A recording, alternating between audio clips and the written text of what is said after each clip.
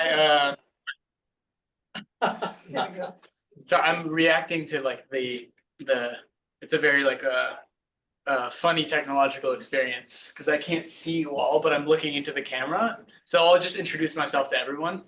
My name is Nikhil.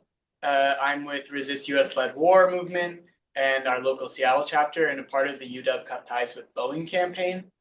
I'm really happy to be here and to talk about the amazing conference we were just at, to meet everyone on Zoom. Thanks so much. Okay, wonderful. Okay. And if we could ask, okay, we could ask you to come and you to come up, okay? And you just have to face here so that they can see you. Because you can tell, see, they don't know where you were. Right, everybody? Yeah. See what I mean? So I'm Peter Kimmel from Westminster Presbyterian Church in Olympia, Washington, attending the conference, helped with some of the setup or planning for it. So. Thank you, Peter. And he's one of our very, very faithful planning participants, every meeting, isn't that wonderful? Come on up, and please come with them. Hello, 주현 씨, 안녕하세요. 예, I am Lee Tae-jae, just call me a TJ. With living in Korea, South Korea, Busan. I am second generation of Korean hibakusha, atomic bomb victims. 2023, I had been in New York to attend the TPNW second MSP. And this year, March, also I had been in New York, attend to TPNW 3 MSP. At that time, Ms. Lee, she helped us, the Korean members. Nice to meet you. Yeah. Okay. At this time, I visit here with my son. Okay, please. Good evening. My name is Gunul Lee, and I'm third generation of Korean victims of atomic bomb. And it's my first time to be here in Seattle, and especially with my father, and to meet you. It's my big pleasure. Thank you. Okay. We're glad to have you. You want to come up, please?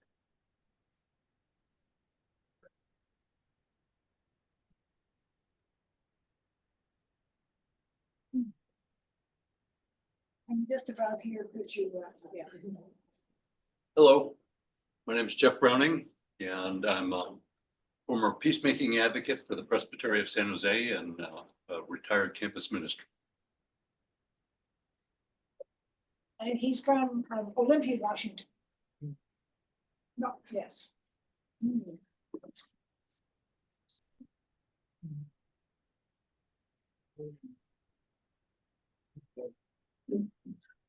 So, hello, I'm Marilyn White, and this is my husband, Will White. We'll introduce ourselves together. We're here from Austin, Texas. We're friends of Joanne, and we are active in the Presbyterian Peace Fellowship, which is a co-sponsor of the conference. And we came here for inspiration to hope to spread the idea of these conferences across the country. Is it working? I think it will, yes. Yes, I think so. Okay, well, we're delighted to have you. And we will be expecting, oh, sir, would you come introduce yourself? Would you come down and introduce yourself? Absolutely. What would you say? Can you Yeah. see me? Yeah, I'm Gu from Seattle Rebellion Coalition and KPNGN. Also officially work with this coalition as well. So I'm with these very good people for the peace. And then now I'm trying to access through this Zoom. If you kind of see me, just let me in. Thank you. Yeah. That actually would be good. Okay, we're just introducing ourselves because we have our speakers are in Chicago and California, but they can't see us here. So you could stand right here and tell us who you are and where you're from. Great. My name is George Taylor. I'm with the Veterans for Peace in Spokane, Washington. We brought over 9 of our members for this fantastic conference on nuclear weapons. And I feel kind of overwhelmed, but I also feel very hopeful. Kathy Kelly's a hero of mine from afar. Anyone who spent a year in jail for what she believed in is a hero of mine. Can I have time to tell a joke or a saying? We'll let you do it later. Do it later. Yes. Oh, sorry. Okay, and my name is Joanne DeFore, and I have had the distinction of getting to invite these folks here. You might have noticed in some of the earlier materials that went out that Kathy was presenting with Susan Crane. Unfortunately, Susan Crane had a serious accident. And it was serious enough that she had declined to, she's not feeling well enough to join us tonight. And Elizabeth stepped forth and graciously agreed at pretty much the last minute to step in. No, and she is, wait you hear who these women are. Allow me to introduce both of them. Kathy Kelly is the board president of World Beyond War. And if you're familiar with that group, that's the David Swanson group. And yes, they're a very, very significant organization. She's also a co-coordinator of the Merchants of Death War Crimes Tribunal. And I think that is going to be of interest to our Korean visitors, that part of her experiences. For 40 years, she resisted payment of federal income taxes, often by keeping her income below the taxable level. In 1988, she was sentenced to 1 year in prison, 1 year in prison, for planting corn on top of a nuclear missile silo. Ah, what a place for corn to be. Her protests against militarism have led her to war zones and prisons, and she believes children of war and those who are victims of violence have been her most important teachers. Since the Taliban takeover of Afghanistan, she and an international network of activists have assisted over 100 young Afghans forced to flee their country. In 2024, she helped launch and developed a global Solidarity for Peace in Palestine network. Okay, that's Kathy. Elizabeth. Elizabeth served as a deputy national intelligence officer for the Near East in the National Intelligence Agency, so she was a government employee, before retiring after a 27-year career in the government. She specialized in Middle Eastern political and media analysis and has lived and traveled extensively in the region. For 7 years, Elizabeth served as a member in residence at Ground Zero Center for Nonviolent Action in Poulsbo, Washington. And by the way, Kathy, we're visiting there tomorrow, and Elizabeth already knows where it was because she was the first resident to be there. It is an all-volunteer organization dedicated to nonviolent resistance against the Trident nuclear submarine system at the Naval Base Kitsap, Bangor. She has been a consistent campaigner against U.S. wars of aggression and a longtime advocate for a free Palestine. A strong advocate of free speech and press freedoms, she worked for the release of WikiLeaks editor Julian Assange, whom she personally visited while in London's Ecuadorian embassy. Elizabeth is a member of Veteran Intelligence Professionals for Sanity, better known as VIPS, and the Sam Adams Associates for Integrity in Intelligence. In 2018 and 2024, she sailed on the Gaza Freedom Flotilla and wrote a series of articles about her experience. She speaks German, Spanish, and Arabic, but she'll be presenting in English tonight. You can see how lucky we are tonight to have these folks with us.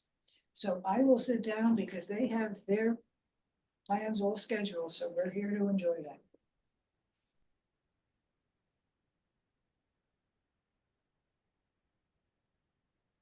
Elizabeth, could you get us started with the moment of silence? Absolutely. As everyone here no doubt is aware, the people of Gaza and the West Bank are currently under 24/7 bombardment. by air. These are American weapons that are being used against them. They are being starved. They are being deprived of medical aid. And there has been no entry of food or water for more than 1 month. The border is sealed. These are not necessarily nuclear weapons that are being used against the people of Palestine, but these are indeed weapons of mass destruction. So let's have a moment of silence to honor these people before we begin the program. Thank you.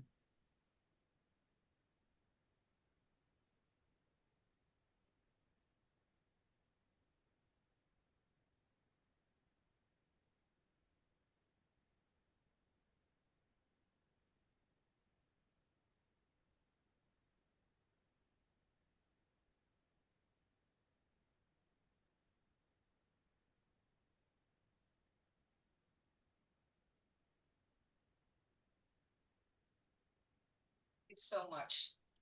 Kathy, I'll give it over to you. Okay. Well, Joanne, thank you very much for taking time to introduce people to us. What a good way to start. And I'm very pleased to be here with all of you. Thank you to Sean and to Michael and Reiner and Goli. And I want to say a special thanks to Nick Hill for going up against Boeing, certainly a merchant of death. And Nick, you've got lots of folks rooting for you. Joanne had mentioned in introducing me that I spent a year in prison for planting corn on top of a nuclear missile silo site. And I want to recall that morning with you. There were 15 of us going out to different nuclear missile silo sites. The bombs were buried underneath the ground. And I had my 5 pellets of pink corn in my pocket and a tablespoon, but my heart was hammering. I'm like, oh, I've never done this before. And how am I even going to get into this nuclear missile silo site? But once I got in, I hung some banners and I planted the corn. I tried to do it reasonably. And then I calmed down and I sat on top of the cement lid over the nuclear bomb. And I noticed it was a beautiful morning. The birds were chirping, the crickets were creaking, the mist was rising from the ground. And then I saw a vehicle speeding toward this missile silo site, and it skidded to a stop, and there was gravel and rocks, and out came 4 military men in full garb with helmets and combat boots and walkie-talkies and camouflage, and they kind of squatted down in different corners of this site that was chained in with a chain link fence. And one of them said, all personnel, please clear the site. Well, I was going to do whatever they said, step to the left, step to the right, hands in the air. And so I was told to kneel down and I was handcuffed. And well, then 3 of the military people went back in the vehicle and left. And they left one guy with me, and he was kind of behind me, and he had a rifle. And I'm kneeling and handcuffed, and I might have lasted about a minute and a half in silence. And then I just started talking. I started telling him why we did what we did and how we hoped it would affect children in his life as well as children in what was then the Soviet Union. And then I asked him, do you think the corn will grow? And he said, I don't know, ma'am, but I sure hope so. And then I asked him, would you like to say a prayer? And he said, oh, yes, ma'am. So I did the St. Francis peace prayer. Lord, make me a channel of your peace. Where there is darkness, let me sow light. Where there is sadness, joy. Where there is despair, hope. Grant that I may not seek so much to be consoled as to console, to be pardoned as to pardon, to be loved as to love with all my soul. And he said, amen. And then he asked me, ma'am, would you like a drink of water? And I said, oh, yes, please. Now, he had the gun, but he asked me, ma'am, would you please tip your head back? And I did. And I'm pretty sure I remember that with both hands, he squeezed the canteen to give ma'am a drink of water. I can still feel that water dribbling down my chin. And I wonder, well, what did he do with the gun? I don't know. But that soldier took a risk. He was supposed to be minding that nuclear bomb underneath both of us. He took a risk to do an act of kindness for a complete stranger. And I must have seemed pretty strange. So I want to focus on that young man's question. Would you like a drink of water? Because if that soldier believed it was more important to do the act of kindness than even to protect the nuclear weapon, suppose that rather than protect the massive military nuclear arsenals that countries around the world, and most particularly the United States and Russia, possess, suppose the leaders instead said it's more important to us to assure that children anywhere in this world get clean water to drink. So I'd like to tell another story about people longing for water. And this story begins in a small village in a remote area of the country, Yemen. The village is called Arhab. So remote, people thought no one even knows we're here. But the villagers were in a big problem because they were running out of water. How could they irrigate their fields? How could they give their livestock water? They needed water. And so they did a very communal thing. They all chipped in and they rented a big expensive rig to dig for water. And a week went by, no water. 2 weeks, no water. And they were starting to think, we borrowed money to get this rig and it's not working. And then finally, one evening, they all celebrated because the rig had dug down and got water. And well, the guy that was the main person to hire this rig had been warned that the Saudis, who were relentlessly bombing Yemen's infrastructure, were bombing places that were digging wells for water, but he kind of laughed it off and said, oh, we're so far away. Well, as the party celebration was breaking up, people were heading in the dark to their homes. A Saudi warplane was overhead. Who could know? That Saudi warplane's pilot pressed the button and the plane released a bomb about the size of a compact car. And the bomb kind of wobbled in the air until a spool unfolded, and then the bomb was hanging from the plane. And what happens is that the fuse breaks, and then the bomb kind of develops its brain. These fins jut out, and there's a laser guidance, and the bomb was hurtling right toward the spot where the party people were breaking up. And when that bomb hit the ground, it released 200 tons of TNT, of explosives. And it was like a jigsaw puzzle full of pieces of shards that fly through the air at 8 times the speed of sound. And if one of those shards hits a human body, people were decapitated, people's bodies were rearranged. It was a hideous, hideous event. The next day, villagers knew something had happened 6 hours earlier, and some people hadn't returned. So they went out to see what might have happened in the fields. And the little kids, of course, were curious and they ran ahead. And then a new wave of Saudi bombers came and bombed those villagers.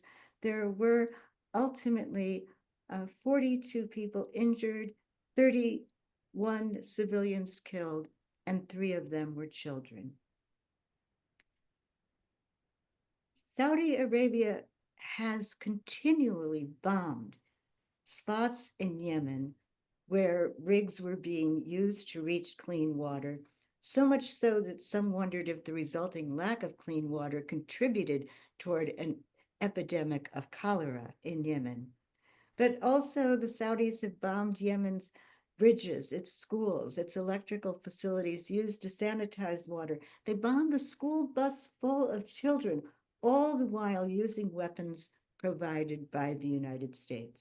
How odd now that the Saudis might be looked upon as a country to help broker a solution to Israel's genocidal attacks against Palestinians.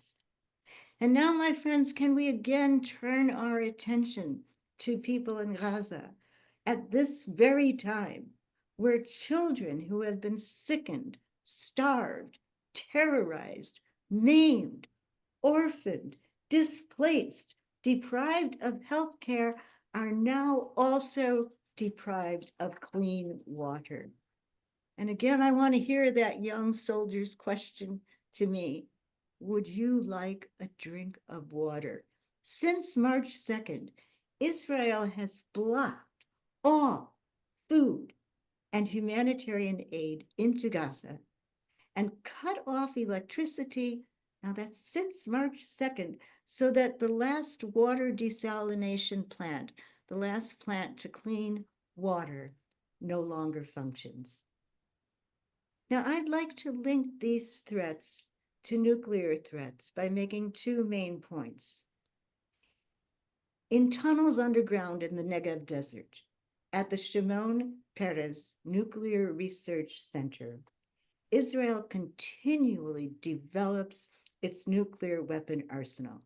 Never has Israel acknowledged that it has nuclear weapons, and yet it's considered common knowledge, whether it's the Stockholm Peace Research Institute or the Bulletin of Atomic Scientists. Minimally, Israel has stockpiled at least 90 nuclear warheads.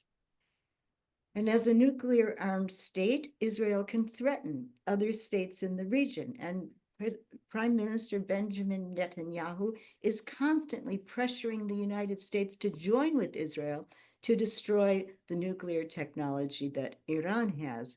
But meanwhile, Israel is flouting international law in its very possession of nuclear weapons. Now, it happens that there is another state in the Middle East that wants to be on track to acquire nuclear weapons, and that state is Saudi Arabia. Saudi Arabia has been in discussions with Washington, D.C. about normalizing relations between Israel and Saudi Arabia. But Saudi Arabia is saying, if you want us to take that step, then you have to, in the United States, guarantee us that you will share with us sensitive nuclear technology. And then they're also asking that the United States sign like a NATO type of pact, that if Saudi Arabia were attacked, the United States would go to war with Saudi Arabia against the attacker. So this kind of a signature from the United States, if the US were to sign on to this, this would exacerbate the potential for nuclear weapon proliferation, because once a state has that nuclear technology, it doesn't take too much effort to reprogram it for military purposes. And Saudi Arabia has said if Iran ever acquires the bomb, they will acquire the bomb. But to some extent, the United States has been greenlighting Saudi Arabia's development of this kind of technology. And the soldier's simple question again comes to my mind. Would you like a drink of water? Because I think that soldier's question should serve us as a compass, a moral compass, a guide for how to make decisions, so that those who have sought to profit from weapons, those who have sought to use weapons to slaughter civilians, would never be looked upon as brokers of peace. It's insane to look upon the countries that are so dangerous to our world and ask them, could you now be the peacemakers? And all of us should try constantly to learn from those who have been directly harmed by nuclear weapons, and through their testimony, deepen our own resolve to abolish nuclear weapons and put an end to war.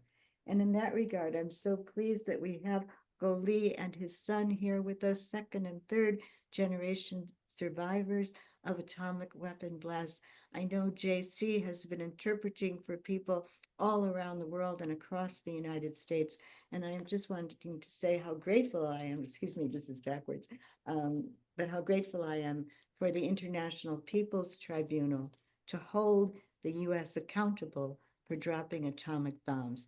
And when you listen to the Korean survivors, always they emphasize the importance of abolishing all nuclear weapons. And so, my friends, as we call for the abolition of nuclear weapons, let us also call for the abolition of war. The futility of war is seen in the eyes of every child who is starving, dehydrated, desperate, and almost afraid to dream. Thank you. I'll turn it over to you, Elizabeth. Elizabeth, you're muted. Kathy, thank you so much. It's a little difficult to be in the presence of Kathy Kelly, who's a lifelong peacemaker. I came a little bit late into the peace movement. I was a employee inside the belly of the beast, actually, for 27 years. But I do want to emphasize that within the Central Intelligence Agency, there is a division between what they call the Directorate of Operations, which is the dirty tricks department where they plan the coups and all that bad stuff. And then there is the part of the CIA that was the original function of the CIA, which was to inform policymakers of what foreign leaders were saying. We had a translation unit, and they needed editors who could correct the English and make it smooth so that people could read it in Washington. And that's what I did for many years. I was an editor, and then later I became a political analyst. But I want to make sure that people know that there is actually a physical separation between the two sides. When I was working there, we could not even sit in the same cafeteria as the people who were the operations. They had their own elevators. They were completely separate, and not everybody is aware of that. But I think that my employers in the government made a big mistake when they sent me to work at the American Embassy in Amman, Jordan for 2.5 years. Most of the people I worked with were professional translators whose parents were Palestinians that had been pushed out of their homes in 1948 and had found a new life in Amman, Jordan. These were their sons and daughters who had been sent to study in England, in Russia, in the United States. They were highly educated, highly proficient in multiple languages. And I was just a humble little editor, and I learned so much from them during my time there. And one of the great things about my visit there was I was, just like any other American, extremely ignorant about what the Middle East political situation was all about. And these Palestinian Jordanians would tell me when I was, I had to go to the consulate in Jerusalem to pick up the newspapers to be translated. And they, as native Palestinians, could not travel there. I, as an American with a diplomatic passport, had the privilege of going there. So they would tell me, Elizabeth, please get on the bus and visit my uncle or visit my cousin or go in.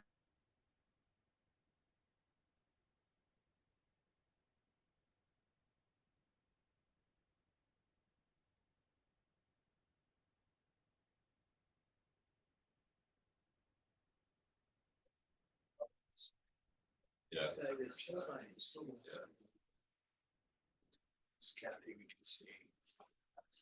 Our Zoom is getting hacked. Elizabeth, I don't know if you can hear us, but you're frozen. We'll have you resume. When you return, maybe somebody could give her a text or a call and let her know. Oh, there she is. I think I just lost the connection. Can everybody hear me? Okay, Yes. I'll just continue where I left off. So I just want to say that I saw the real situation in Palestine with my own eyes. And at that point, it was really never turning back for me. It was like getting a master's degree in 2.5 years. And when I returned to the United States, I found myself participating in the early 1990s in pro-Palestine demonstrations.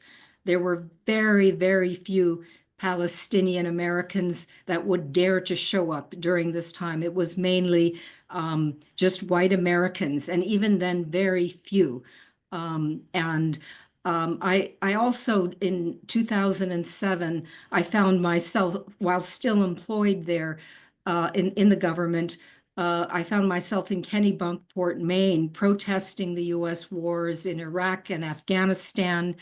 And I had the privilege of meeting Colonel Ann Wright, a US Army colonel and former diplomat who resigned her position in protest against the Iraq War. I believe it was the day that we launched the war in Iraq in March 2003 that she left her position.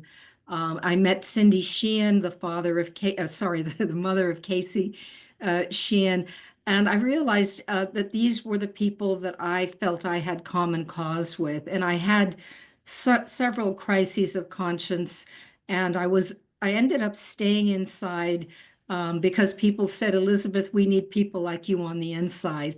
And I did end up writing a series of articles about my experience after I left the government and joined, as Joanne mentioned, veteran intelligence professional for sanity. But if I may just share one anecdote, right before I retired, I was invited to a conference put on by a very prominent think tank in Washington, D.C., consisting of some of the leading Middle East experts in Washington, D.C.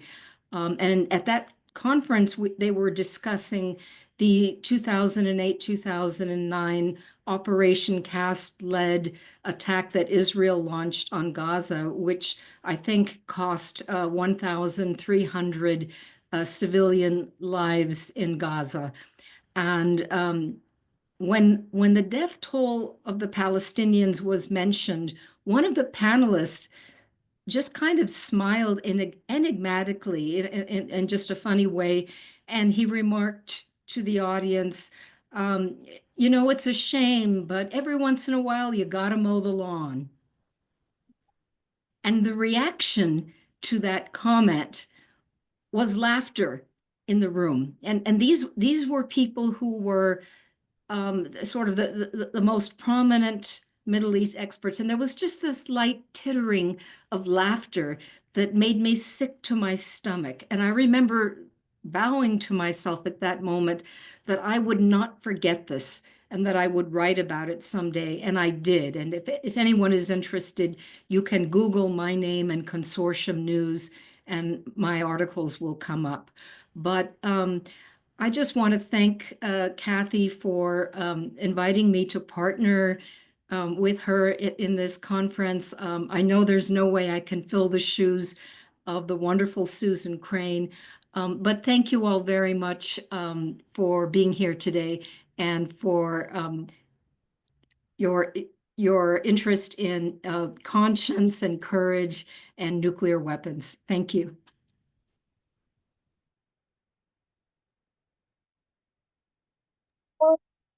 Next speaker, are there any questions that you wanted to ask either Kathy or Elizabeth? Yeah.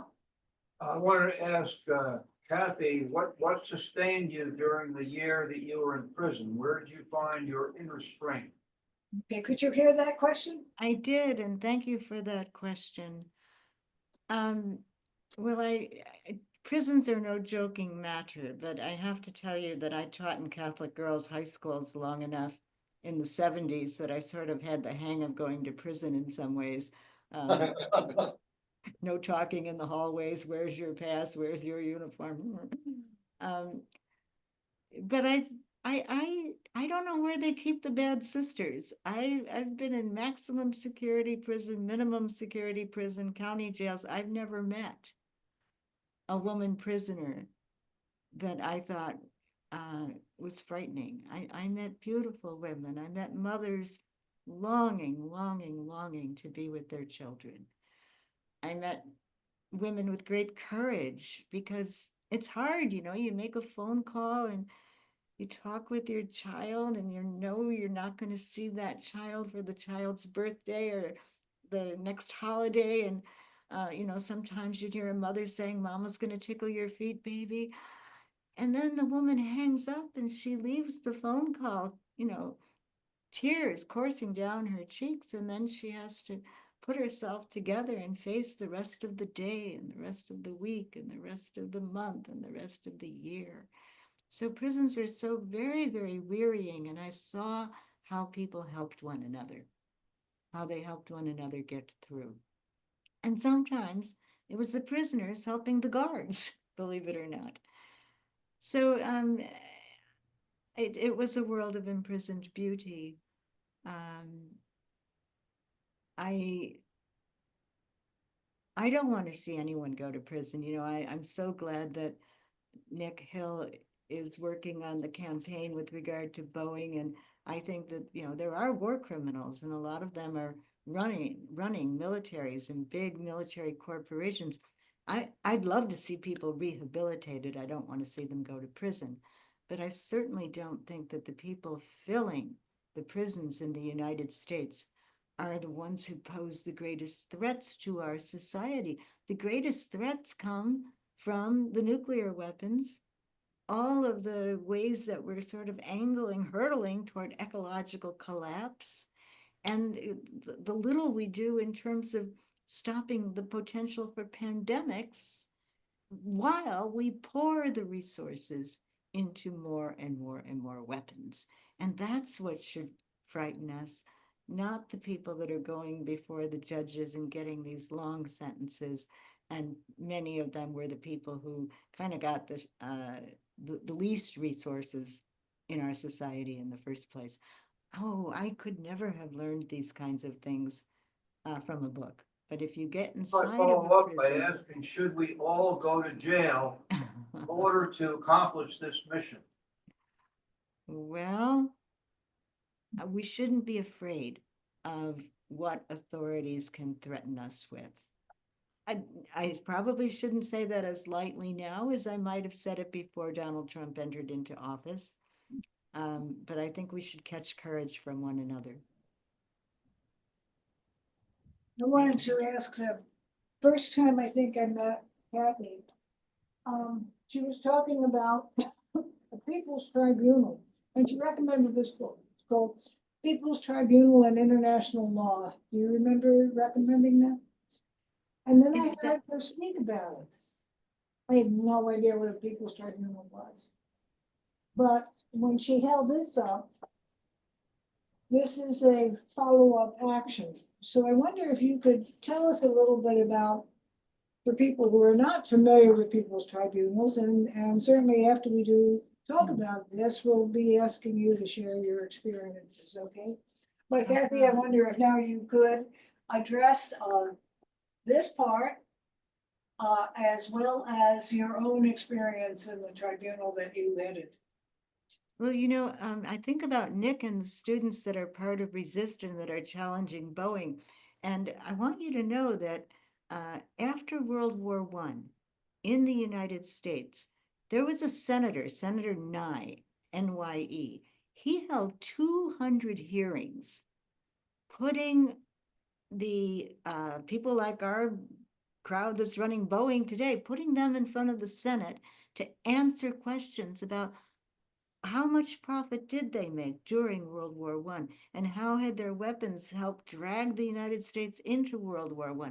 And meanwhile, all across the United States, students were signing oaths, OATHS, oaths, saying, I will never fight in a foreign war like World War I. There were laborers, teachers, students, housewives, ordinary people. There were so many people that said, we are not going to do World War I again.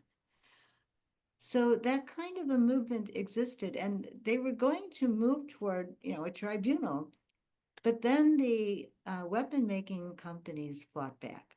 They smeared Senator Nye and made him seem like a bad person. They threatened elected officials and said, if you keep this up, this kind of questioning, we can put enough money into your opponent's campaign that you're going to be toast. And I would say the weapon making companies have learned how to get the upper hand steadily. So a number of us decided we would try to have a citizens tribunal and accuse Boeing, Lockheed Martin, Raytheon, and General Atomics of having aided and abetted war crimes. And we did all the research we could manage. We put together online video and text discussions of these various reasons why we believe that they should be held accountable for war crimes. And we documented it as much as we could. We did a series of releases of the videos. We had 13 jurors from around the world. And it was a very educational project. It's all in a package right now. If anybody ever could use it for a college term paper, it's all yours. Just go to merchantsofdeath.org. But we're so pleased to know that our friends from Korea, who are witnesses, and we're so sad for that witness that's part of your lives as first, second, and third generation victims of atomic bombing, knowing that the Koreans who were in Japan were there as conscripts in the first place, more or less trapped, enslaved. So we have much to learn from you, and we're very, very pleased to know that you've chosen this format of a tribunal, and we wish you well. And if there's any way that we could be of assistance, that would be our privilege. Do you have any questions for Kathy?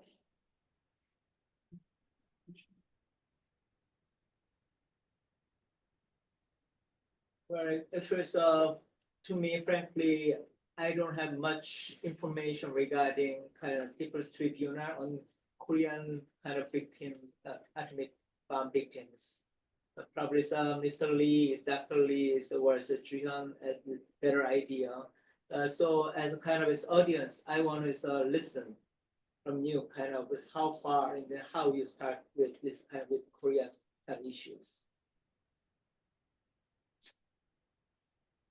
How do they start? I think that was his question. He wants to hear from you. How do you get started in? Oh, I see. I thought we were going to hear from You Mr. will, but Guri. I wanted to, because the Boeing piece sits in with your experience with taking Boeing to the tribunal, right? So I think that'll help you. Well, one thing that was very helpful to us was that we had an oversight group, which included Ann Wright, whom Elizabeth referred to, and a lawyer for whom we have great respect, Bill Quigley, who was the former director of the Center for Constitutional Rights, and he is a professor at Louisiana State University. And then we also had Marjorie Cohn, who's an expert international law scholar. And part of our group of rapporteurs was Brad Wolf, who is now a mentor for this process. And he's a good choice. He's an excellent former prosecutor, so he knows the law, but he's also now a very dedicated peacemaker. I would even say a pacifist. I think the start is what you're doing.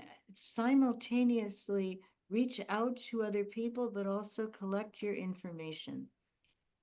And collecting information, documenting information, having interviews, and continually building the network that will help you to reach the media and to reach elected officials and to make inroads into the United Nations. But I've just been amazed at the start that this group has already accomplished and the dedication.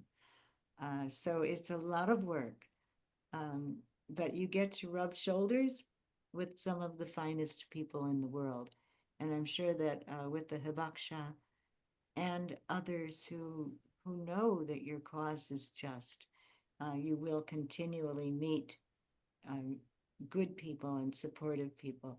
I hope the students will take interest, because this is such an important example of a nonviolent way to try to solve problems through citizen diplomacy. I think I remember watching the programs that were on a video. I mean, if they're online. Can you help me with how do you access the programs? Because you had a series of programs explaining what the process was, and I just wanted you to know. Well, we do have a website, merchantsofdeath.org, and you can get the whole package of videos and also the lengthy report and the recommendations, which I think are pretty important, that were made by the jurors. So if you just go to that website, it'll be there. But there were several programs, weren't there? 3 or 4? Oh yeah, there were many. We every month we'd release a new video focused on a different war. So there was one for, well, there were 2 for Iraq, and one on Afghanistan, and one on Syria, and one on Gaza. And there were so many wars, it was hard to decide, which ones to include, but we pretty well confined ourselves to the forever wars following the 9/11 bombing. Now, the organizing team was the war, and then the Merchants of Death were the companies that were participating in that war. So anyway, thank you. And are there any other questions at this point? Well, let us thank you. And I'm going to ask, Sean knows a little bit more about you. Could you introduce him? I mean, I briefly know Nikhil Lonberg as a very talented organizer.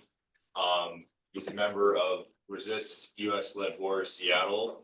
I believe he's been in their top leadership position until recently, and has done a lot of great work around the Cut Ties with Boeing campaign. Has done a lot of really great solidarity work, even at Ground Zero around Palestine. Fill in whatever I'm missing. That was great. Thank you, Sean. Hi. I'm really happy to be here. It's an honor to be here with you, Kathy, Kelly, and Elizabeth too, and all of the attendees here. I'm also happy to be at Seattle University. This is a campus with a lot of history, of resistance, of students like rising up. There was a massive sit-in in 2016 against racist policies on campus, as well as a campaign to prevent the youth jail just next door from being built. That's the Martin Luther King Jr. jail, youth jail, detention center, right? This is the style of repression we have in the Pacific Northwest.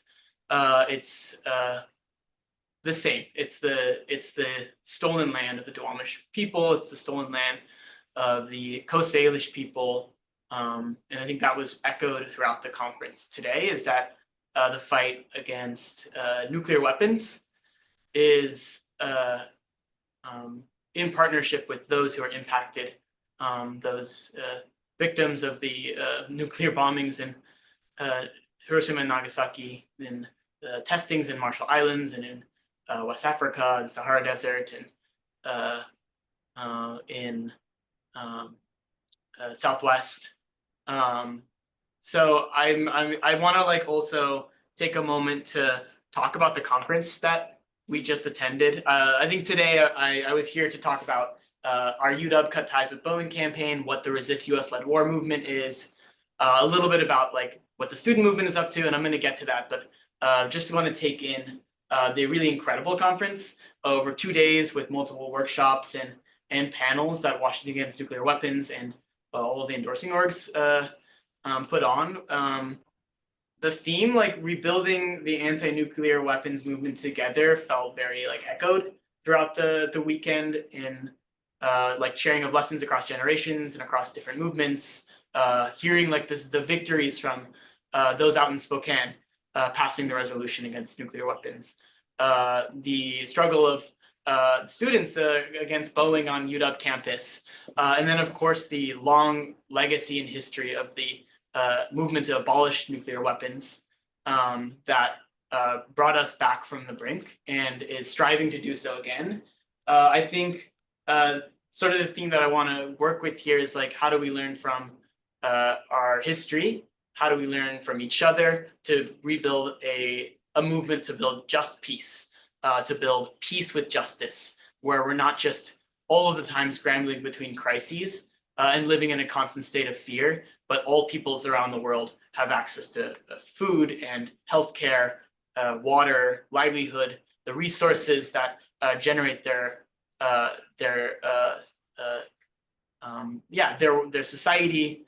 And to do so, we need a mass movement. We need to build more people power. We need to build the rafters of the beautiful Seattle First Baptist Church, which was a wonderful venue and a great place to take in all of these lessons. And so that's why I want to take some time to talk a little bit about where the student movement is right now, where the campaign to cut ties with Boeing is, and then maybe we can have a few questions. And please cut me off if I'm going on too long at any point. So about a little bit about Resist, US-led war, is that it's a big anti-war network with individuals, with organizations in the Asia Pacific, in Europe, North America, elsewhere, Africa, and we're all united by 2 points of unity. One being to resist US-led war and militarism and all of its manifestations, that being nuclear weapons at its most devastating, and then also the daily parts of militarism that the people face. I think we had a workshop yesterday where we got to ask everyone, how has militarism impacted your life? And people talked about being drafted into the US military in its wars of aggression against the Southeast Asia. People talked about their family members suffering PTSD. People talked about them having to leave their homelands because of US wars of aggression that have destroyed the environment, leveled their communities, and disconnected them from their culture and pulled them into countries that aren't their own. So we're united by opposing militarism in all of its forms and by building a just peace. That's our second point of unity, which is what I just mentioned, really just livelihood and sovereignty for all peoples against this global economic political system that drives endless war. And we were founded in 2017 and have taken up multiple campaigns like the anti-militarism agenda, which we're going to relaunch at the end of the month on April 25th and 26th, which is bringing together all of these different campaigns against militarism, and then also cut ties with war profiteers, which our local chapter, Resist US-Led War Seattle, has taken up boldly with UW Cut Ties with Boeing, which we launched in 2023. And really the point, what we were analyzing in the current state of US-led war and militarism is that there's a massive industry, there's a massive monopoly capitalist system that is turned our society into a war machine. It shows up in our education system. It shows up on tax day when we send, I don't know how many dollars out of our taxes go to not just the Department of Defense budget, but the Department of Energy, police agencies, Homeland Security, all of these really horrific forms of militarism that are being used to cement the ruthless rule of the United States against the people of the world in all countries, and also here where we experience mass incarceration with the skyrocketing slave population that live under constant poverty, with a housing crisis and a homelessness crisis, something that we experience in a really nasty way here in Seattle. People are dying on the streets because they can't afford to live here. And so we see that both in the belly of the beast and then, of course, overseas, the United States is protecting its rule and plundering the earth for the resources that are used in these weapons. And so we're seeing that there's a basis for a campaign at our university to really isolate Boeing, which is one of the biggest weapons corporations in the world. So in 2022, we worked on a research campaign where we studied what was going on at UW. We brought students together, we brought workers together, professionals. I was a public health researcher at the University of Washington and started researching Boeing's ties to UW and what we could do about it. And so we showed up at career fairs, we talked to students and engineering students who don't want their innovation and their talent used for endless death machines. We tabled and we flyered and we studied the lessons of the anti-war movement.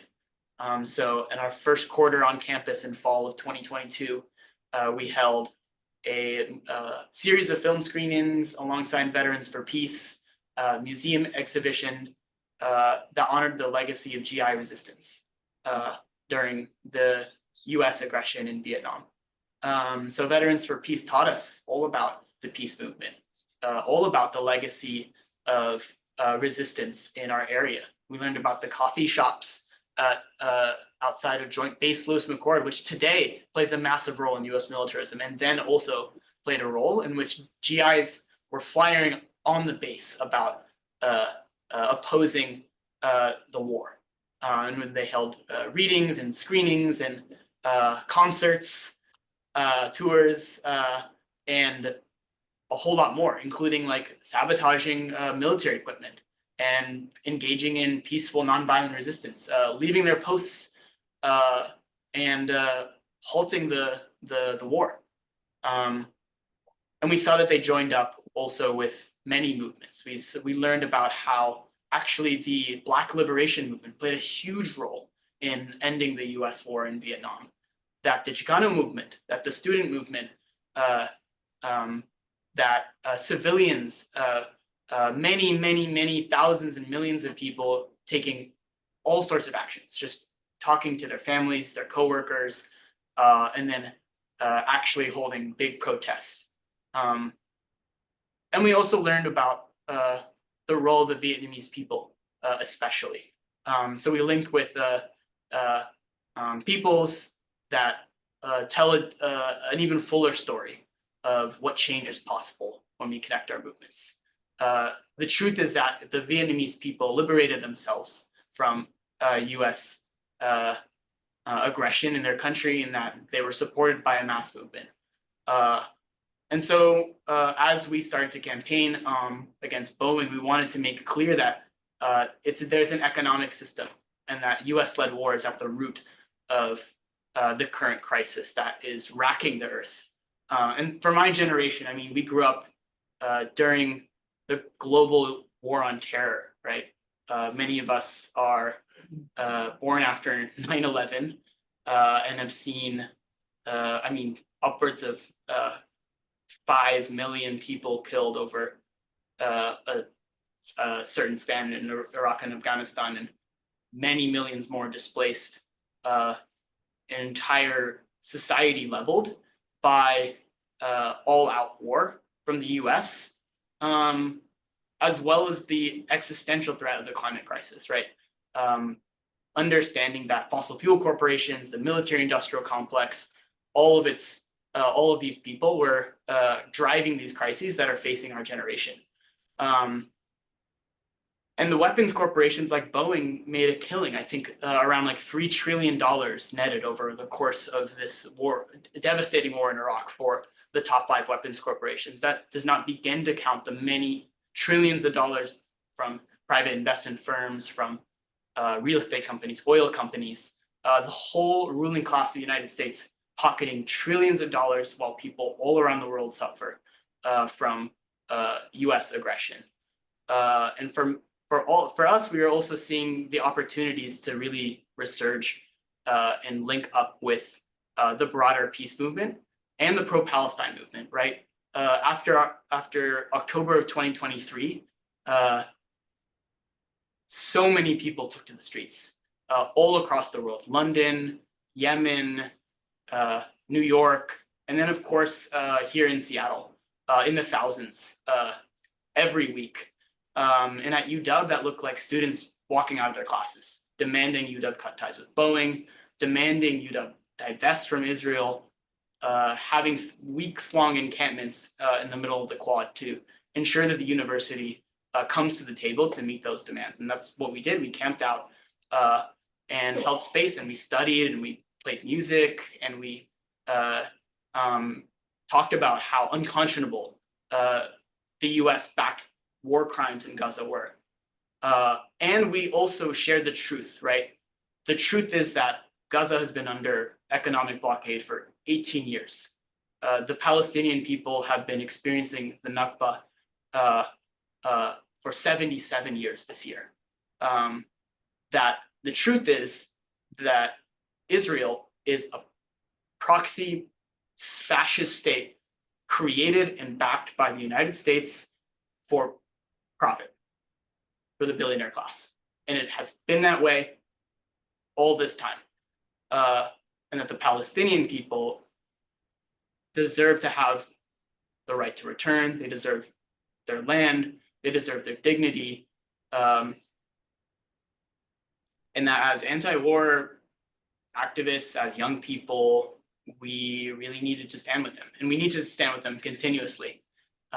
It's special that there was a protest downtown right at the same time as we were having this nuclear weapons conference for Palestinian Land Day, because the struggle to isolate weapons corporations and end nuclear weapons that Boeing plays a huge role in helping develop and design is linked with the movement to free Palestine. It's linked with the movement to free the Philippines. It was actually wonderful that we got to learn a little bit more about the International People's Tribunal against these weapons corporations and the upcoming one against the US for its crimes of nuclear weapons use, because Resist got to send a few people to an International People's Tribunal in Brussels against the US-backed Marcos and Duterte regime, and holding them accountable for war crimes, for terrorizing the peasants and indigenous people with US-made weapons. And that's really like at the core of our analysis, is that we have to stand with people opposing US imperialism. Yeah, you know, like at the same time, we got to send people on a peace mission to the Philippines to study the US bases being back. We were invited by Bayan to join their US out of the Philippines campaign. So it was wonderful today that we got to hear from Bayan and the resolution to oppose Joint Base Lewis McChord, which is a big player and it's in the buildup to war against China.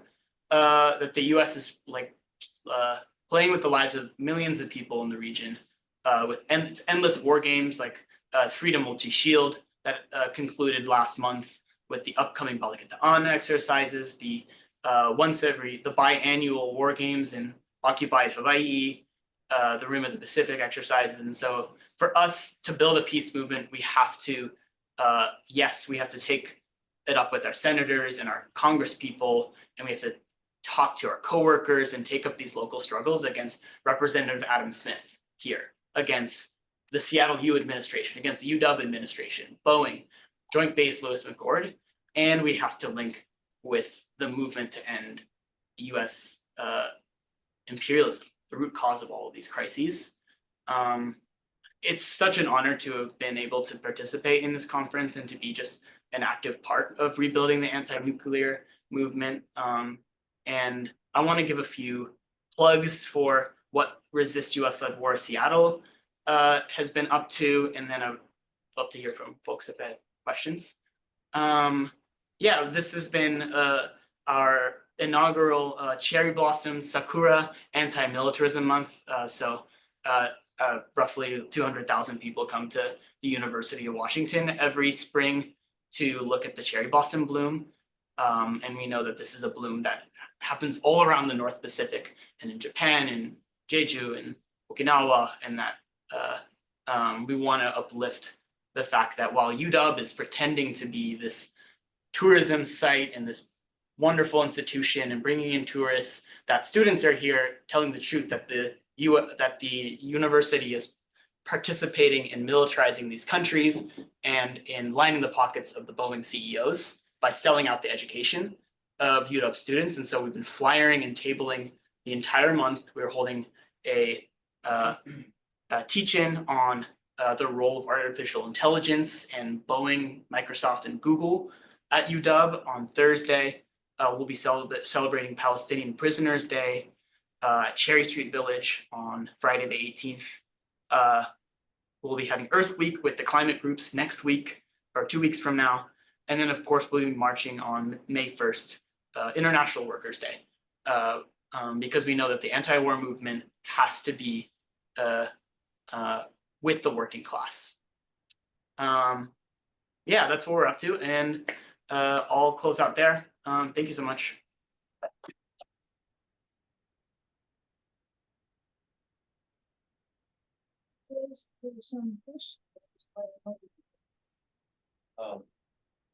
So are you currently a student and wondering what kind of support you're getting from faculty? And whether or not your fellow students feel threatened by the actions of this administration, the Trump administration? Not a student anymore. I worked at UW up until last year as a public health researcher, but our organization has grad students, community members, students, workers, and I think it's important to know that UW is a public institution that serves our entire state with federal tax dollars and state tax dollars. And so I think anyone can join the UW Cut Ties with Boeing campaign because it's a public resource and it's being used by the Boeing and the Lockheed Martins and whatnot. And as far as Trump, I think it's terrifying. People are really genuinely scared, especially undocumented green card holders, students on visas. And we know that all of us are in danger. If the most vulnerable people are in danger of right-wing attacks, kidnappings off the streets, detention, we all have to take a stand. And I think that's what we're seeing. I mean, I can give an example, is that Llewellyn Dixon, lab technician at the University of Washington Medical Center, who is a 50-year US resident green card holder from the Philippines, and coming back from the Philippines was detained and is now being held in the Northwest Detention Center alongside many, many more of our community members. And since then, there's been an outpouring of support from the Filipino community, from the broader community, from the Latin American, the Hispanic community, in demanding her release, as well as the release of all of the migrants who are detained, whether they're, University of Washington employees or working class people who are here taking care of restaurants, homes, sweeping, cleaning. Those are the people who are most vulnerable, and we have to stand with them, and we're seeing people stand with them. Kathy or Elizabeth, do you have any questions for Nikhil? Nick, I'd just like to thank you. It's very heartening to know what you've worked in and what you're looking forward to. It sounds like you've got a very busy month, and so to you and your colleagues, hats off. We need you. Are there any questions? JC, did you have any questions? Well, I was wondering about the college activism. Actually, in New York,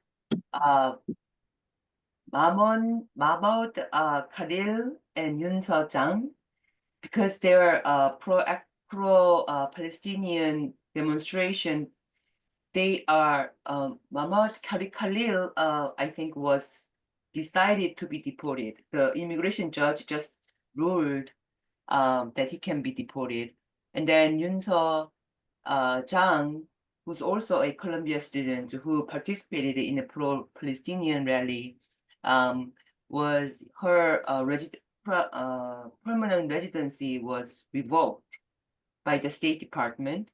And then she's now going into a hearing also.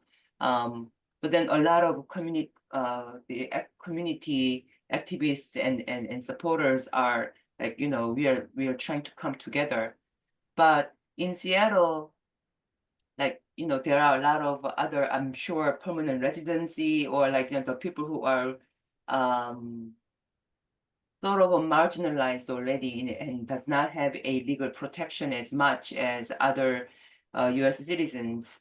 How are they being supported and creating a community, and what are your like, you know, activities to include all of those people with minority, people who are minority or who, you know, people of color participants? Could you respond to that? Probably not, sorry. I was- Okay, is there anyone here who could? Oh, can you break down the question again? You were asking about Mahmoud Khalil and the other students who have been detained, and then about standing against like racism and other with oppressed peoples.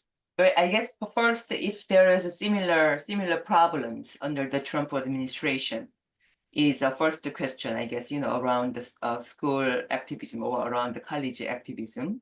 And then second is what are your, is there a community supports or like, you know, people coming together to prevent those things happening? Yeah, I mean, I think we're seeing a lot of rapid response networks and migrant defense networks. I think the especially notable thing has been migrants themselves, so self like organizing, building their own organizations, building their own campaigns to free their community members, both at UW with like Migrante, the Filipino organization I didn't name, but has been helping with the campaign to free Llewellyn Dixon, and then also amongst farm workers in Skagit Valley who are standing with the Lelo Juarez, who was detained, also a migrant leader in our community. And so I think what we're learning is that we really need people power. We need like campaigns. We need to be flyering in our community, getting the word out, because there's so many things happening and people really need hope and like action. And people want to be out in the streets and find a way to stand up for themselves in their community. And so I think we're having to react quickly and see the way that nuclear weapons, that Boeing, are also really connected to the issues that are affecting people right now, connected to the economic issues, right? Trump's tariffs are, you know, it's a war provocation against China. It's the buildup to nuclear war, and it's also the US dumping its problems on the working class, are willing to sell out people that can't afford to live here, pay groceries, drive up their cost of living, while Trump and the defense contractors that are clearly backing him, he just announced $1 trillion military budget. There's money for nuclear weapons. So I think for us, we're needing to react quickly to make sure that we stand with the people that are being attacked right now and connect it to the fight against nuclear weapons and against war profiteering and US imperialism. Yeah, it's the problems of the Trump administration are impacting us here locally as well, to answer the initial question. I have a question. It is 8:30 right now. Technically, we have the room till 9 o'clock. We'd have no time limit, and I'm hoping that you're okay to go till 9 o'clock. Yes, yes. Okay, I mean, feel free to leave if you're not. Joanne, I need to. Are you okay? Well, Joanne, I want to thank everyone for your hospitality, but I actually do have to leave. my spouse held dinner for me and I told him that it would be an hour and a half, so. Very best wishes to each of you. This has been enlightening. I'm really grateful to have met all of you. And I hope if any of you ever want to get in touch, please feel free to do that. I'm pretty easily reached either through World Beyond War or Joanne would probably be happy to give out my phone number, okay? If it's okay with you. Yes, that's fine. She's in Chicago, so you know, Yeah. it's 2 hours later. Okay, thanks. Bye-bye. Kathy.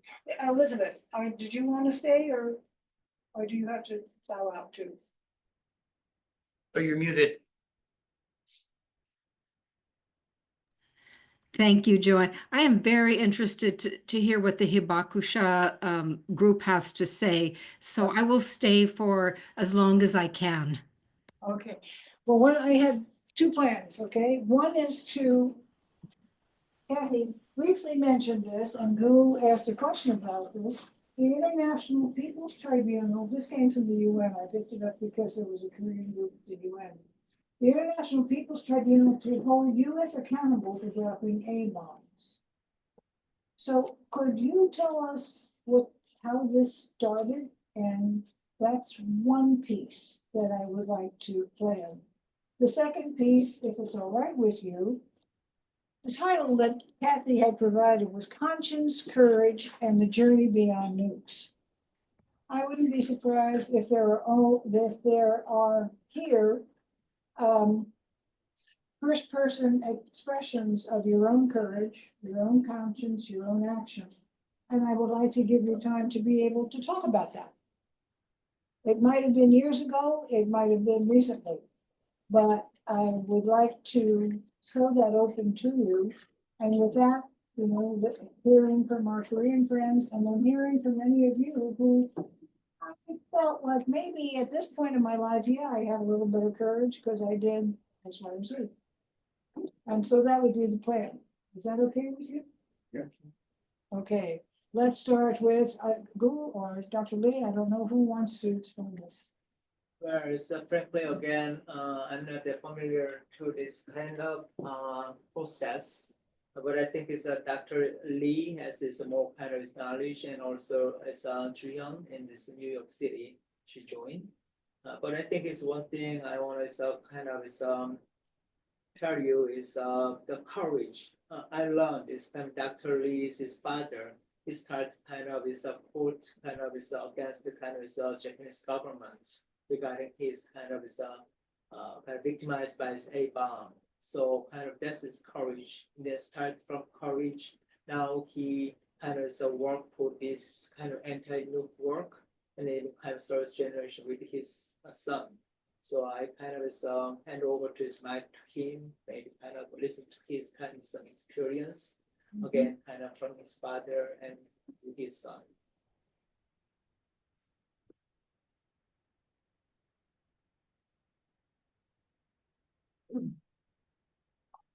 Yeah, I am today again, come from Korea. In case of my father, he was taken atomic bomb at the Nagasaki when he worked at the Mitsubishi factory as a labor, forcefully labor.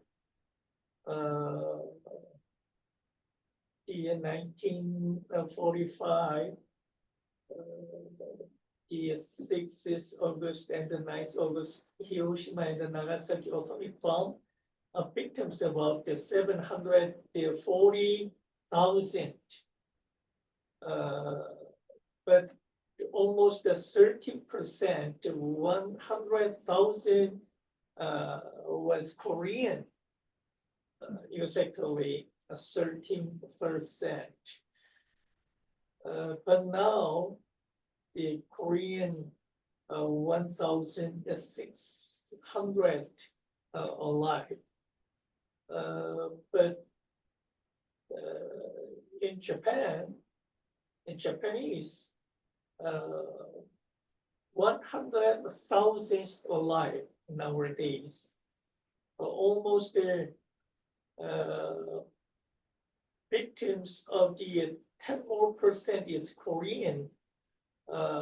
Comparatively now, the Korean atomic bomb victims alive have maybe what the 10,000 like that. That's because the Korean atomic bombs victims they had the discrimination and the many kind of the difficult things. So the Korean government and Japanese government also any kind of treatment and the support they didn't. Because in 1999, my father he said atomic bomb victims whenever they live atomic bomb victims. So he tried to trial at the Nagasaki court, and he won. And then Fukuoka higher court, of course he won. Yeah, finally 2013 July, the Super Prime Court said not Japanese government, but Hiroshima and the Nagasaki prefecture had to charge of the Korean, especially out of the Japan atomic bomb victims, have to have the same treatment as well as the Japanese. So from there, 11th July, about 1 month later, my father passed away. But now, out of Japan, especially Korean, atomic bomb victims can receive some kind of treatment of medical and economic support also. From the Japanese government. Yes, the Japanese government paid, but the judgment said not just responsibility of the atomic bomb victims is not Japanese. Yeah, it was from the US, and so that's what led to this. right? Yeah, so Yeah, there- so yeah, there are the US was- many kind of victims around the world, the nuclear test and the nuclear atomic bomb like everything. But how about the perpetrator? Who is the perpetrator? Nobody answered. Nobody has the responsibility. So one of the Korean civilian organizations, SPARC, they try to ask the responsibility to United States. And that's what this is about. 이태재 선생님, 제가 잠깐 요약해도 될까요? 네네네. 네네. So, if I may, I have worked with the SPARC and the atomic bomb victims since 2019. So, and as a translator, so I will be explaining a little bit is how we started is, as Mr. Tae Lee has just said, that a lot of first generation atomic bomb victims were in Japan because under the colonization, they were forcibly mobilized. So but they were not treated as a Japanese citizen. So when 1945, the Korea was liberated, a lot of those victims who stayed in Hiroshima and Nagasaki returned to Korea. And the Japanese government decided not to give any subsidies for the medical treatment, nor any compensations for it. And then Korean government said, well, we were not the aggressor. they were not injured because of us, so they decided to be silent. And then also in Korea, it was US who were governing, and military was stationing. So the government, I guess, decided not to do anything until 1991. So that's why a lot of A-bomb survivors did not get any proper medical treatment, nor any living subsidies, died out of and passed away. That's why he was saying that only less than 13% of people are still surviving. Only 1,600 Korean atomic bomb survivors are remaining now at this present time. Nor US, Japan, Korea recognize the second gen atomic bomb victims as an atomic bomb victims. In 1991, as Mr. TJ just said, that Korea finally decided to enact, no, I'm sorry, 2006, they enacted a special law recognizing the first generation atomic bomb victims. However, they excluded the second gen or third gen or any people who had shown an ailment from the radiation exposure. So what when they come together in when the NPT 2015, two of the A-bomb survivors came to the NPT and then saw that Japanese, a lot of Korean atomic bomb victims, because of our familiarity in the US, people use the term hibakusha, but that's the Japanese term for the A-bomb victims, right? So, but Korea was colonized, and only the reason the Koreans were exposed to the radiation was they were forcibly mobilized, and because of the Japanese colonization, so they decided not to be treated like Japanese, and nor they were treated like Japanese either. But in the US people's eye, all people think about is Japanese people who were victims of A-bomb, not the Koreans, not the 100,000 Koreans who died in Hiroshima and Nagasaki. So that's why there is a triple agony. Koreans who were not recognized by the Japanese government as a Korean A-bomb victims, nor by the Korean government when they came back to Korea, nor the US government. So who are the aggressor? Who should they hold the responsibility? Is that their dying, their dying message is, we want to tell US, you did it wrong, you bombed us, so you be responsible. And you said the courage and the journey beyond is that they believe, so many people firmly believe that if US says, okay, dropping the A-bomb in 1945 was illegal and wrong, and we apologize. By doing so, we are setting a precedent for the world not to use the A-bomb again.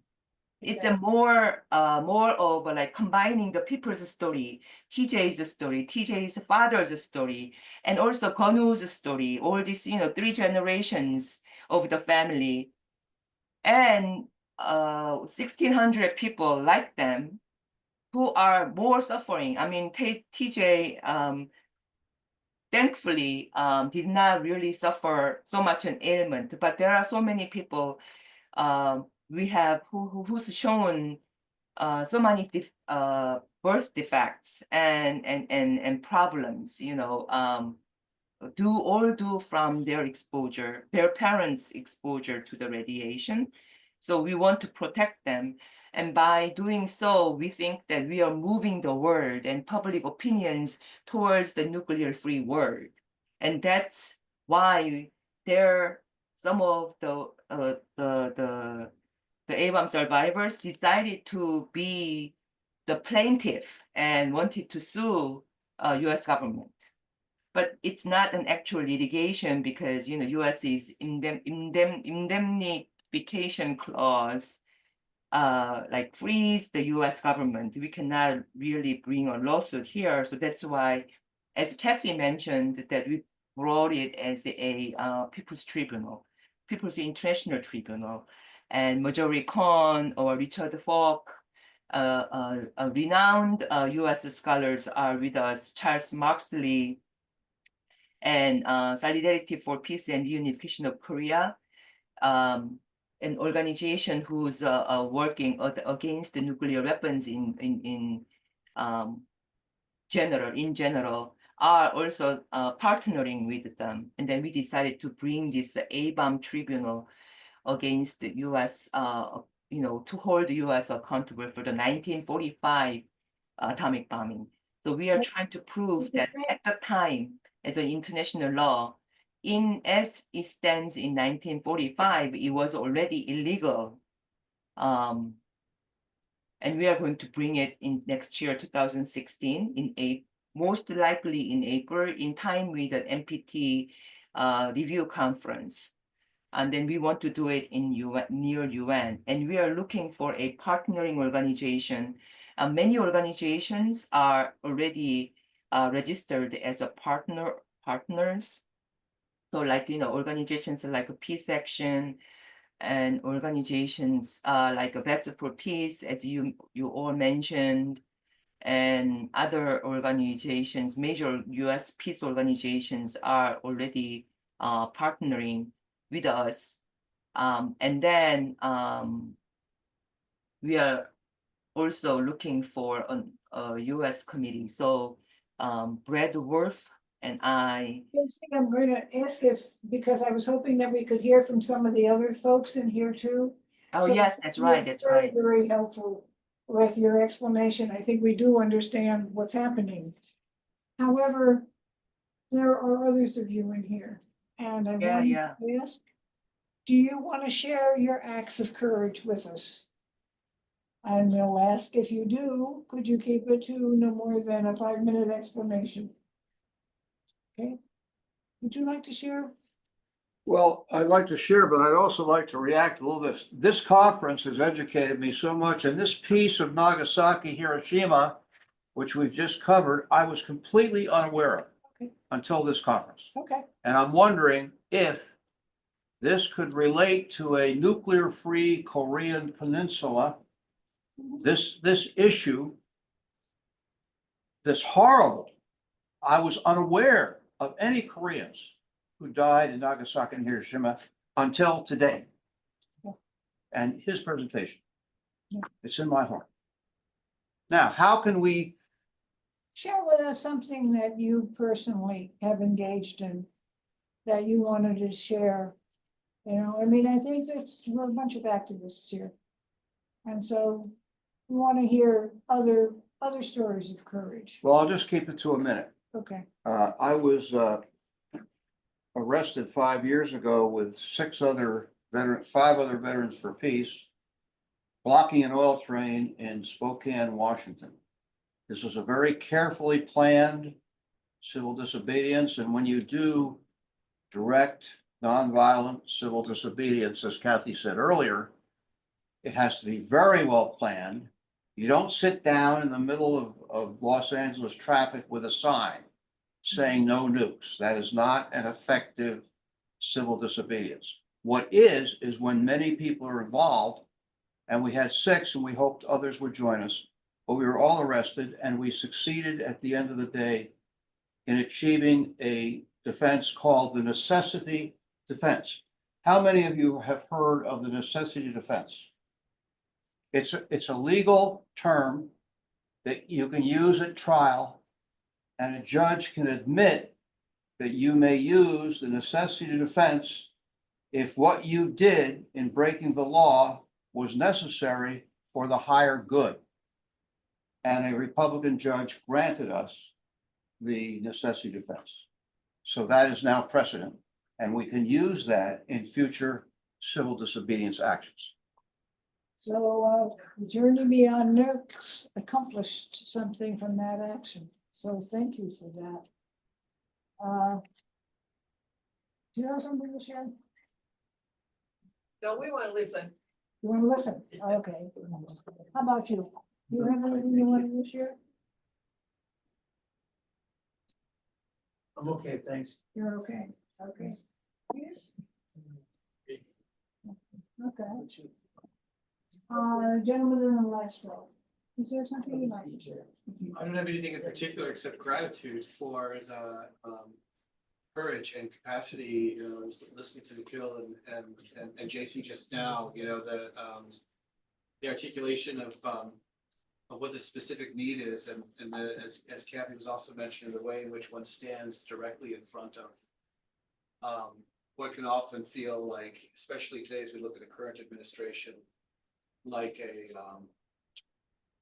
formidable, unmoving force that is just kind of washing over us. And I think each one of these examples is a testimony to courage and resiliency in very practical and tangible ways. And I'm just grateful for it. Grateful to hear it. Thank you. John? Is the question whether I engaged in civil disobedience? So, Yeah, if there's an act that you looked upon and you took some courage and something changed. I must have just an organizer. Well, let's hope the organizing he put in, pardon the expression, a hell of a lot of time for this conference. And if it was able to make a difference in people's lives, and our hope and prayer is that this is the first of many. Seattle could do a second one. Okay? But we're hoping that there will be a second one and a third one and a fourth one, but it'll go around the country. And people will see if you bring people together and you get them to share what they know, it's dynamite. Maybe that's not the good use of that word, but anyway, a positive use of dynamite, right? Do you remember, yes, the man who developed the Nobel Peace Prize was a dynamite maker, so, okay, yeah. Oh, yes. Do you have something to share? I just want to share my personal experience since I was a student. I participated in peace activities, especially with Japanese high school students. So with the influences of my grandfather, I had an opportunity to participate in these activities like high school students, especially for the high school students. And between Korea and Japan, one of the activities we have is every year, we took 10,000 signatures, just like anonymous like strangers. It's about anti-war and anti-nuclear weapon. And we made a speech about the importance of the peace and no-nuke things in Korea and Japan, especially every year March, Japanese high school students visit Korea to visit Korean hibakusha, living in Busan and Hapcheon, and sometimes in Busan, like a train station square, we have a peace activities like gathering a signature with like a speech in front of the people, and in return every August. So Korea's high school students we visit Japan, Hiroshima, and Nagasaki, and have some exchange, a cultural exchange with Japanese students, and also we took some signatures about the anti-war and anti-nuclear weapon. And each year, our aim is like gathering the number of 10,000 of the signatures, and we deliver these signatures to the United Nations Disarmament Committee as our evidence of our peace activities. So when I was a high school student, I also was member of the peace ambassador who conveyed this signature to the United Nations. And at that time, while handling this signature, I had a chance to make a speech about my grandfather's, like a Korean hibakusha. So at that time, many ambassadors living in Europe, European countries, they actually never heard about the existence of the Korean hibakusha. They got shocked and they told me story about they never heard or knowing about that. So yes, in return, I also got very shocked at how Yakuzu didn't know about, never heard about the Korean hibakusha, things like that. So it was quite meaningful for me to explain by using my grandfather's personal history and explain the existence of the Korean hibakusha. More than 13% of the total hibakshas were Korean, and with that point, up to now, I'm also supporting high school students' peace activities as a old boy, as a senior. Yes. Isn't it wonderful to hear these voices of young people? Yeah. Wonderful. 10,000, huh? Yeah. We only got like 2,000. Yeah, we gotta step up our There we go. signature gathering game. Did you have anything? I wanted to share this, that I don't know if this is courage or not, but I got started in this issue, especially about the treaty, by taking part in a conference that the Unitarians put on, and it was the year that the treaty was open to entry. Okay, it entered into force. The treaty was written, and now all the countries had to sign on. And I can remember learning that there were 3 people who spoke to the countries that were writing the treaty. And the 3 people were United Nations Secretary General, because the meetings were at the United Nations, but the Secretary General was directly going to address the countries that were considering this treaty. Right? And then but they hadn't written the treaty yet. And then they had the director of the International Committee of the Red Cross. Okay, and I was a Red Cross volunteer, so I was kind of interested in that, right? So Peter Moore came on, and he was brilliant and said that that the Red Cross had received a message right after Hiroshima and Nagasaki of what happened. And so the Red Cross is supposed to respond to disasters. This is obviously a disaster. And so they sent out a doctor, and he appeared in both Nagasaki and wrote back this very, very detailed message saying, this is the worst thing that I have ever seen, ever seen. Obviously, the medical staff that were volunteers were incinerated, they weren't there anymore. The hospitals were destroyed there. I mean, how could you deliver humanitarian aid in a situation where it was total destruction?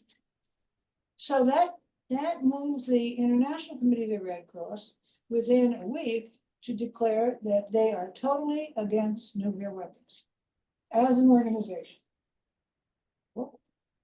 So, and he wanted to reframe how we talked about nuclear weapons. Because the only way that we would hear about nuclear weapons in the deterrence, we got it better, guys. Our side got it better. We made the better one. It's more effective. It's targeting better. It's much stronger. We'll kill more people. And he said, that's a wrong message. He said, that's a totally wrong message. If anybody talks about nuclear weapons, talk about the human results. Talk about the impact on human beings. And make sure that people understand the impact of human beings, not the intensity of the weapon. Just change it. Change your focus. And he really preached that. And people started to do that. Right? Whoa, so this was Red Cross, huh? This is pretty neat. Okay. And then, of course, the third person was the person that was a member of the group that won the Nobel Prize that year, which was ICANN.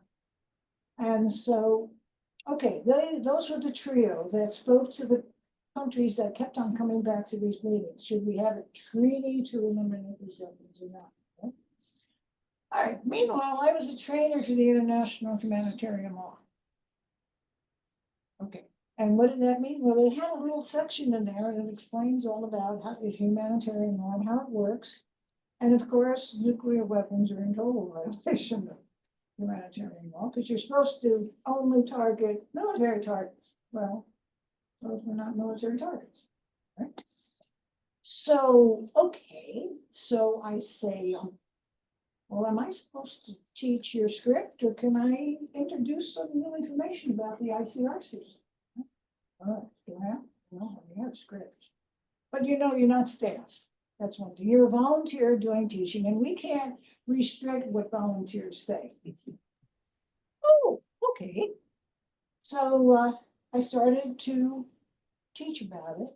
And if Joanne, well, yeah, we know what you're gonna say, but we're a little cautious here because we're the American Red Cross. So we'll come on and we'll just give a statement from the American Red Cross. So the leader of the big country in Washington would come on before I do a training and they'd say, well, Fred, we'd like to state what the position of the American Red Cross is, and on the issue of nuclear weapons, the Red Cross is neutral. Neutral. And so then I would tell all about the treaty, and I would start to talk about the treaty, and I would mention this treaty and the number of countries that were, well, you know, they didn't quite know what to do with me because I would open my mouth all the time. And so they kind of said, well, she's a volunteer, she knows the text, and she does a pretty good job, you know, do the training. Maybe we should let her, but we'll always come out and say that we're neutral, so that we're really fair about this. Well, we had a meeting on Wednesday, and the head of the whole organization came, and it was Washington State, all the volunteers and the staff and all of them. So in my inevitable fashion, I wanted to know what the president had to say about this. Well, he came out and he said, well, I'll be very honest, very honest. He said, I remembered when I took this job as the director of the Red Cross, I was never going to get myself into a situation where I was making a political statement, because the Red Cross is really supposed to be neutral. You know, we don't put labels on people and say, you know, you're illegal and we're not going to talk to you. No, people are what we serve. So he said, I have to say that I stand neutral on the issue. Well, that's consistent with what this guy was trying to say. And then he'd say, but I commend you for what you're doing, and I want you to continue doing it. Oh. So at least I'm not going to be arrested by the Red Cross. So I don't know what. But anyway, I want to thank you all. This is the closing, really closing to an amazing week. And let's first of all give credit to our chief organizer here. And I want to give credit to the people at Seattle U who offered us this room for nothing. It's our pleasure. And I offered the refreshments, and so we hope we served you well. And we want to really thank you for it all. And we wish you all energy to take on tomorrow with new invigorated feelings because of what the experience was here. So thank you.